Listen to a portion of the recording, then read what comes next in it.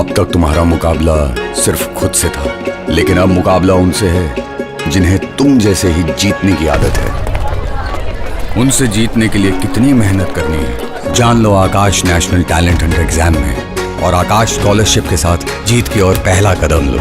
Register for ANTHE 2022 today.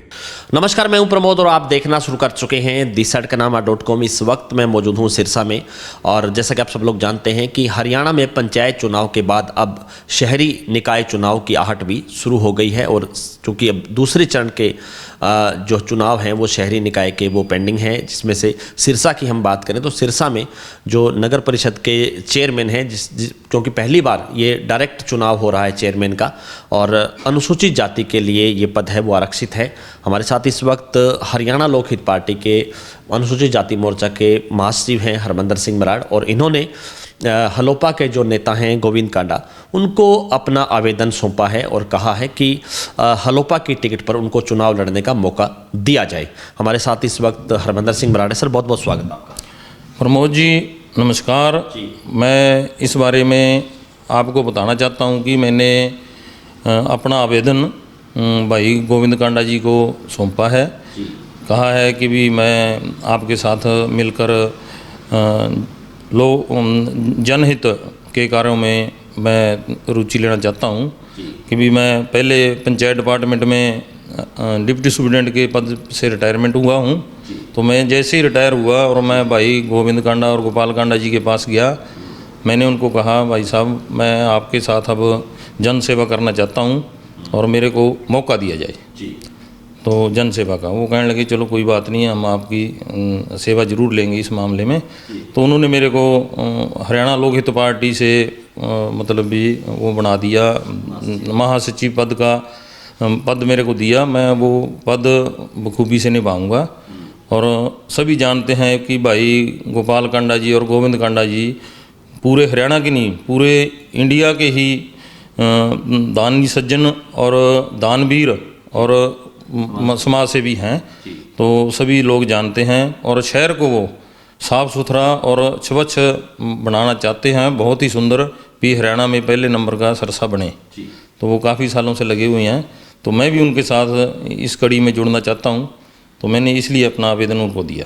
तो क्या कुछ सिरसा शहर को लेकर के क्या कुछ विजन है आपका, क्या कुछ कहना चाहिए? विजन तो प्रमोद जी ये है कि भी भाई गोपाल कांडा जी, भाई गोविंद कांडा जी ने पहले ही अपना विजन ऐसा स्टार्ट किया हुआ है कि भी पूरे हरियाणा में सिरसा प्रथम स्थान पे रहे, सुंदरता में, स्वच्छता में, और हर गली मोहल्ले में उन्होंने पीछे आपको पता है कि भी उनके समर्थक जी बहन रीना सेठी जी को उन्होंने चेयरमैन बनाया था। और बहन रीना सेठी जी ने थोड़े से पीरियड में 8-9 महीने के पीरियड में ही उन्होंने 300-400 करोड़ के गलियों के, सीवर के, पीने के पानी के और सफाई के, पार्कों में जो भी मतलब भी उनका जहाँ भी उनको लगा कि ये जनहित का कार्य है, उनके टेंडर किए। 300-400 के टेंडर हैं जो पूरे हरियाणा में रिकॉर्ड हैं ये थोड़े से पीरियड के।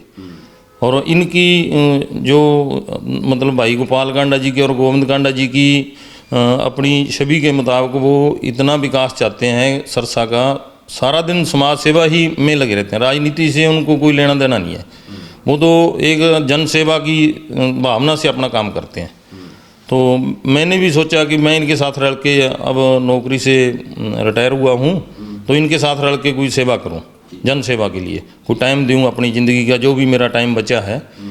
तो मैं अपनी इनके साथ रल के, गोविंद कांडा जी के, भाई गोपाल कांडा जी के साथ रल के अपना जन सेवा करना चाहता हूँ। तो इस हरमंदर जी, इस परिवार से आपका, चूँकि आपने वीआरएस ली और वीआरएस लेने के बाद आप राजनीति में उतरे, आपने जो ये दावेदारी ठोकी है, ताल ठोकी है, जो उससे पहले आपका इस परिवार से संबंध, या आपको कैसे आप लोकहित पार्टी में गए, कोई बड़ा कारण आप बताएं?